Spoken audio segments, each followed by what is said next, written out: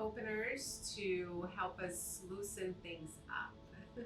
The first one is a reclining pigeon. So we're going to start from a seated position, lying down on your back. So you can always bring your hands behind your knees, slowly lower yourself down, grounding the lower back. Line up your feet about hips width distance. Bring the right knee into your chest, give it a nice big hug, just tapping a little bit into the hip flexor.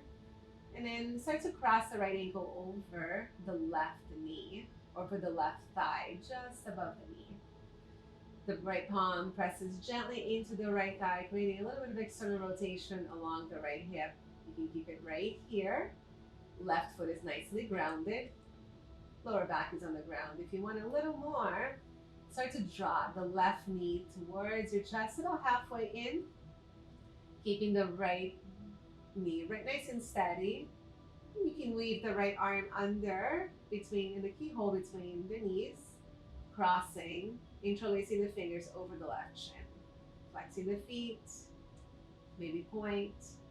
Notice the sensation, flex, point, flex again, hold, take nice, slow, deep inhales, smooth, solid exhales. Hold it as long as you like, maybe about even as long as 3 minutes, and then slowly release. Ground your right foot, hug the left knee to the chest, hug it in, and then start to cross the left ankle just above the knee. Left palm presses gently. If you want a little more, start to draw the right knee in, wrapping the right hand under the right knee. And if you need a little bit more, weave the left arm right in the keyhole. Interlace your fingers over the right shin, draw it in.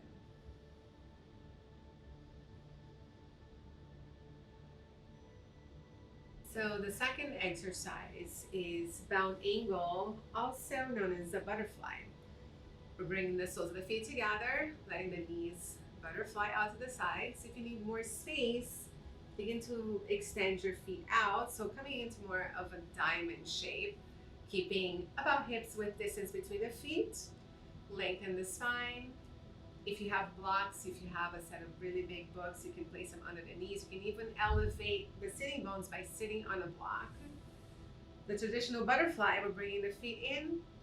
You might interlace your fingers or bring your hands to wrap around the wrists. Elbows wide to the sides. Think about a hip hinge here. Lower back is nice and neutral. So I'm going to turn myself around so that you can observe. Lengthen the spine without rounding. Lengthen the spine, shoulders back, lengthen out to the lumbar. And then maybe start to walk the hands any amount forward.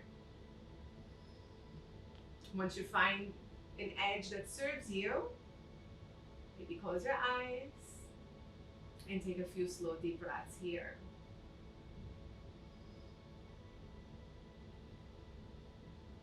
When you're ready to exit the pose, start to walk your hands back, stabilizing to the lower back. Bring your hands under the knees, draw it in, and give yourself a nice little hug. So another great exercise for your hips and your psoas, stretching hip flexors coming into extension, is a knee down crescent lunge. And there is a really accessible way of doing this by using a wall. So I'm going to bring my hand, left hand, over the wall, ground my left foot, elevate my right knee, and start to step the right foot back. And if you feel like you need more length, you can always heel toe the right foot, right over the ball of the foot, back a few times, right hand to the hip. Start to lower the right knee onto the ground. You're going to notice if the knee, the left knee, it starts hinging forward and passing the shin, start to wiggle the left toes forward. So you want a nice long lunge here. Maybe you're keeping the right toes tucked, or maybe point the right toes, just let the top of the right foot rest on the mat. Grounding the left palm into the wall so that you can stay nice and steady here. Start to let that right hip melt. Breathing from an active core, so you're hugging the navel to spine. Maybe wrap the right hand, the top of your right hand, right over the lower back so that you don't crunch into the low back.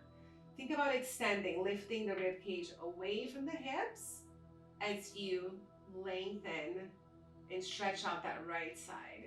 So you should be feeling a nice deep stretch along the right psoas.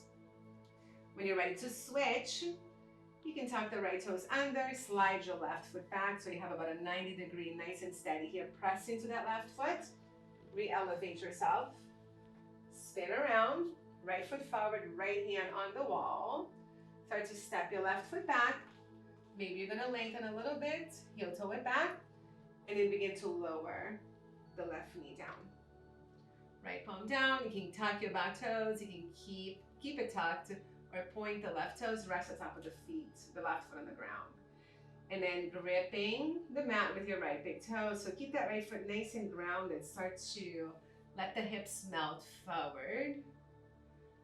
The top of your left hand can always come around the lower back so that you're making sure that you're not simply sinking into that lower back, but elevate, chest up, lengthen forward.